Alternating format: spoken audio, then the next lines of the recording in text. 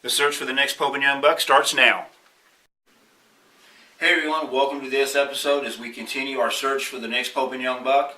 I'm Randy Fish, your host, and today we're going to be talking about e-scouting. Hey, I want to really thank you for your support. If you would, just take a moment, subscribe to the channel by either clicking on the watermark or the subscribe button. Also, smash that bell if you want to be notified of every time we post a new video in the series, and hit the like button. Let's get back into it. Okay, so just for anybody that doesn't know what e-scouting is considered electronic scouting, and that can be done either from a mobile cellular device, laptop, or your computer. The nice thing about this is if you're like me and if you work a lot or you don't have a lot of time to put aside to scout, you can take and look at different land features or different properties through like Google Earth or Onyx Maps or even Scout Look. And what that does is it gives you an idea of what that property looks like. And I have it up here on the TV, which we're going to get into a little bit more detail on that. But it allows you to go in, look at those properties, and kind of give you an idea of where you want to center your scouting for when you do put boots on the ground. So what I'm going to do is I'm going to reposition the camera and put it on the TV and kind of show you what it is I'm looking at some property that we're going to be checking out. Okay, so now I've got the camera repositioned here on the TV. This is a piece of property that I'm going to be scouting, and we'll be doing a segment on it. It'll be called Boots on the Ground, which will be coming in a couple weeks. But as you see here, the pink outline, that's the area of this property that I am the most interested in. And the reason for this is I'm going to explain why I am. As you see over here, we got the grain fields. I don't know what's planted there, but I'm going to be checking that out because those are the crop fields, and that's where deer are going to be doing a lot of feeding at. They've got all this hardwoods, and there's a railroad track that runs through here. I'm thinking that railroad track is probably going to be a travel route of some sort, or they're going to be crossing that. Also, here where you see the small hand, I'm going to move it around a little bit, that right there is a water source. Okay, that's a pond right there. I'm going to move the hand out of the way. But you got this water source here, and if you notice, you've got this ravine or lower area. Now, I changed this over from satellite to topo, and I found out that this is kind of a ridge, that's a sinkhole, and that's what's making me think that that is a ditch or a depression. And if you notice how that comes out, and it looks like it comes over here out to the field, it also has one that comes this way. I'm thinking that deer might be using that as a travel route and stuff, and I'm thinking they might be bedding up here on this ridge because they could bed up here and be able to look out as you come up the ridge, and they can catch the wind from the back. I don't know if that's how they're bedding. You know, it's going to count on how the wind is. Thing is, the only place you got to park is over here, or you got to go way over here and park, and you can access in from the railroad track. But what I'm going to do, and like I said, you'll be with me when we do this, I want to check out and see what kind of timber that is. But what I want to do is I'm going to walk, when I first get there, is I'm going to walk this edge, as you see right through there. And what I'm going to do is I'm going to be looking for trails that come out into that crop field. I'm thinking this right here and this right here might be a hot spot. This here might also be a hot spot because I'm thinking that right there, this line right here, could possibly be a ditch or a water source. So part of my thinking is the deer could be down here in the big timber, come up there to water, and then go out into the fields and that. Also, they got the pond here, so they bed up here, they can get a drink, they can go out to feed, they can browse. Another spot I'm going to look at is up there where the hand is at, up here. This up here is even a higher elevation. You got the water there, but I'm thinking deer might be up here. But I was able to take and sit one afternoon. I pulled this property up on using Google Earth, and I started looking at it, and that's what kind of led, you know, more and more I got to looking at the land features because I was slipping back and forth from the topo to the satellite and looking at ridges and stuff like that, and that's what made me think about it. Now, if you'll notice down here, I have the green.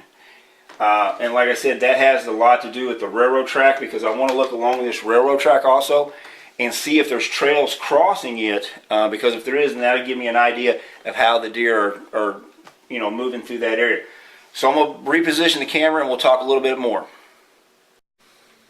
So now that you got an idea of how I do my e-scouting, I mean, the nice thing about it is you can sit here in your front room, kitchen, wherever.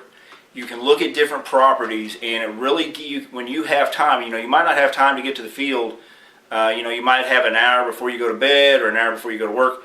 And that's what I do. A lot of times when I have just that little bit of downtime, I'll grab the computer real quick, and if I think about a property, I'll start looking at it. Now, you can do it on your laptop. We've all got mobile devices anymore. You can get Google Earth on your phone. One of the things I like, though, there's an app called onX, and I really like it because it'll show you these properties just like Google Earth, but it shows you the boundaries and the landowner's name. So if you're going to have to get permission, this is a great way to do it because it brings up the owner's name, it brings up their address, and how many acres they have. Plus, when you're hunting public land, it will give you those boundaries between public and private to help you so you don't get in trouble if you accidentally cross the boundary line and stuff like that. Another cool feature is it has a lot of features really, but one of the features I like is where you're able to drop a pin to mark stuff, like if you want to mark maybe a tree stand location or something. And I'm just going to show you here, this is a place I've scouted last year, and I'm going to move it up there to camera. You see all those little red dots, those are the pins. And those are places, those are things that interested me and I put on there. Now what I'd actually done is I'd actually e-scouted this from my home, and then when I went out there and put the boots on the ground, that's when I started walking. What you'll see there, if you can look, you see that line of pins running up there. What that is a railroad track. When I started out that day, I walked down that railroad track and I found different trails, and I just kind of stepped in the woods a little bit, looked at the trails. If the trail was heavy or it looked like a good trail that was used a lot, then I dropped a pin there. I also noticed that there was a trail running parallel to the railroad tracks, which a lot of times will happen. The reason these deer were using this trail and going is that they was coming out on those railroad tracks, crossing railroad tracks to go over on the other side of the railroad tracks where the crop fields are. I can't talk enough about onX. Now, Scout Look I've used. Scout Look Weather, I think it's called. I don't use it as much, but it is a free app. I do think now they've went to where they've added more to it, so it might charge, but I know you can get the basics for free. Nice thing about it is it brings up the weather. You put in your location. Basically, you just pull it up on a map, drop a pin, it will give you the weather and stuff. It brings up the different land features and things like that. I was told that they was going to a thing like onX where it was going to give land ownership in that, but I don't know if they've did it. I've never followed up with it.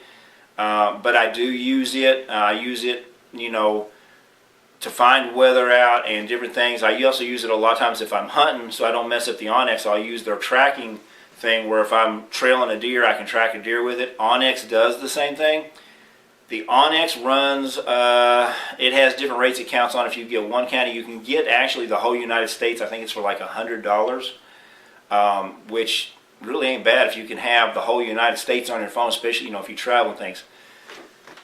But like I said in the beginning, this is just one tool that I use to help me be more successful, and it keeps me from having to, it's going to help you in when you go out there to the woods to know exactly where you want to go. I mean, you've seen this property here. This is I don't know how many acres it is, but to go in there and scout all that and know where every trail and ditch and water source and everything is, if you didn't have Google, if you didn't look at Google Earth, I mean, you would spend, or I would be spending days on it. And by doing this, it kind of gives me an idea of where I want to hit first. So when I go in here, I know where I'm going to go directly at. I'm going to look at those spots. If sometimes I don't like those spots, or they're not giving me that, what I call that wow factor, then yeah, I know I've got another spot marked over here that's outlined. That will kind of be the second location that I might go to. And that's something I want to briefly touch on. We're talking about looking for a Pope and young deer. So if you're on a property, and let's say you figure out that for some reason or not, there's just not a deer that's going to qualify for a Pope and young, don't let that discourage you. If you're hunting private property, go to public. I mean, I hunt both public and private ground. I have some private farms, and then I hunt a lot of public ground. There's nothing against it. Like I said, the minimum score is 125, which some of the videos you've seen, the other deer, the smaller deer in the two pictures, It just made Pope and Young. I mean, it was like 125 and 2/8, I think is what it was. And I mean, it made it by basically the hair on its nose when it comes down to it. But like I said, by doing this, it's going to save me time. I think it makes me more effective in reaching my goal because I can go in there. And like I've said before in the opening series, in the opening episode of this, I might not find a Pope and Young deer this year. Then again, I might find 2 or 3 deer that will make Pope and Young and then never shoot them. But I'm not going to let that discourage me. You just got to have that drive to keep on keeping on, is what I always say. Sooner or later, you're going to connect with that deer. It might take you 2 or 3 seasons. I mean, and I know, because I've talked to different people, and then, they're saying, hey, I don't want to shoot a Pope and Young. You got some guys that say, hey, they want to shoot a 150 or a 160. Hey, I'm all for that. I mean, if that's your goal, go for it. Stay with it. Mine is to shoot a Pope and Young deer, a good deer, which is 125. If I can shoot one bigger, yeah. If I can shoot one bigger than what my son did, oh yeah, but I'm not going to stress it. I'm going to fill my freezer with does no matter what. And once I shoot the buck, that's just the bonus, because then I got something to put on the wall and put in my freezer and have to work a lot more overtime to pay for it. But anyways, this is just one of many things that you can use. And it don't have to be that you're searching for a Pope and Young deer. It's, if you just got property, say you just got lucky and you found some property to hunt, or you're going to hunt some public ground, instead of trying to spend every waking moment to get in there, you can do it this way. That way it gives you more time to do the things you enjoy and time to spend with the people you love. So until next time, good hunting. Well, hey, I just want to take a moment and thank you for watching this video. I urge you to please, if you would, help me out if you would subscribe to the channel by either clicking the subscribe button or the little watermark over here in the corner. Also, if you want to be notified every time we post new content, click on the bell. I would really appreciate your comments, questions, or concerns. It would help me out a lot. Thanks for watching.